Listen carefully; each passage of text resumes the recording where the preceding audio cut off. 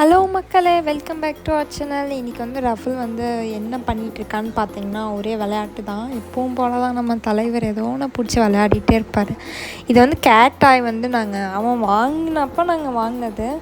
ஆனால் வாங்கின புதுசில் பார்த்தீங்கன்னா ஒரு 1 வீக் வந்து விளையாடவே மாட்டான், ரொம்ப சைலண்ட்டாக இருப்பாங்க. வாங்கினப்பே ரொம்ப சைலண்ட்டு தான்.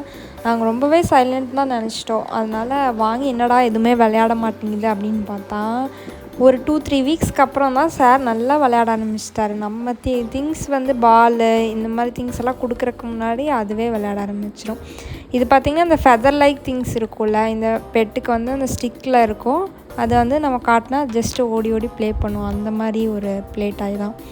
இது கூட பால் இருக்கோ, தனியாக எடுத்து போட்டால் அது எங்கேயோ போட்டுருச்சு. அந்த பாலை வேறு ரொம்ப நாளாக காணோம். இது மட்டும்தான் இருக்குது. இதை வச்சு சும்மா அடிக்கடி எப்போயாச்சும் இது பண்ணுவோம். சார் மூடு இருந்துச்சுன்னா விளையாட வருவார், இல்லைன்னா வந்து பெருசாக கண்டுக்கவே மாட்டார். உங்கள் வீட்லேயும் கிட்ட இருந்தால் கண்டிப்பாக இந்த மாதிரி டாய்ஸ்லாம் வந்து சின்ன வயசில் வந்து ப்ளே பண்ண கொடுத்து பாருங்கள்.